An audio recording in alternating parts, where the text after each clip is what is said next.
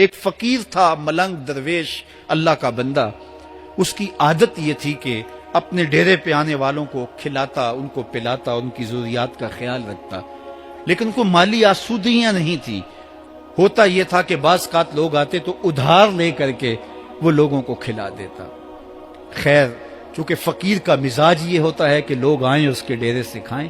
بابا بلے شاہ نے بھی کہا تھا نا، اٹ کھڑک کے دکڑ بجے تتا ہوئے چلا، آن فقیر کھا کھا جاون راضی ہوئے بلا.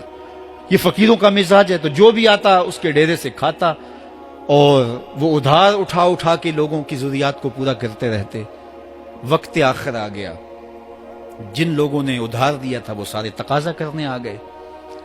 اب بابا جی کو کیا فکر لاحق ہے کہ یہ میرے مہمان اور میں ان کو کچھ پیش کرنے کی صلاحیت نہیں رکھتا. یہ ایک بچہ تھا، وہ کچھ سامان بیچ رہا تھا، پتیسا بیچ رہا تھا یا کوئی اور چیز بیچ رہا تھا. اس نے گلی سے گزرتے ہوئے آواز لگائی، خادم کو کہے سے بلا کے لاؤ. کہا تم بیچ رہے ہو تو میرے مہمانوں کو کھلا دو. بچہ بڑا خوش ہوا کہ میں سارا دن گلیوں میں گھوم کے یہ پتیسا بیچنا تھا، اب یہ ایک جگہ ہی سارا فروخت ہو گیا تو یہ تو موج لگ گئی، میں جلدی گھر چلا جاؤں گا، میری ماں خوش ہوگی. تو سارا ان مہمانوں کو کھلا دیا گیا. اور اس کے بعد کہا بابا جی پیسے. کہا تم بیٹھ جاؤ، جب ان کو ملیں گے تو تجھے بھی مل جائیں گے. وہ بیٹھ گیا، 2 4 10 منٹ بیٹھا تو بچہ تھا پھر کھڑا ہو گیا، بابا جی پیسے. کہا جب ان کو ملیں گے تو تجھے بھی مل جائیں گے.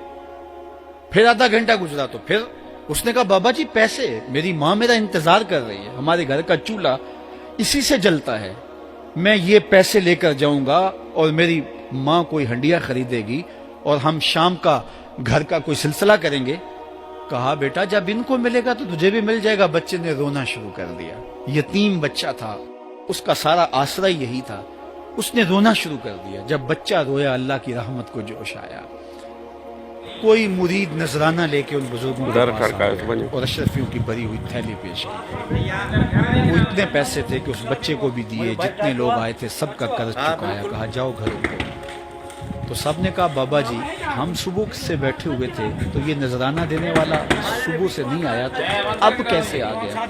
کہا صبح سے تمہارے اندر کوئی رونے والا نہیں تھا، ایک رونے والا آیا تو باقیوں کا بھی کام بن گیا. بعض اوقات کسی ایک شخص کی وجہ سے باقیوں کی خطائیں بھی معاف ہوتی ہیں.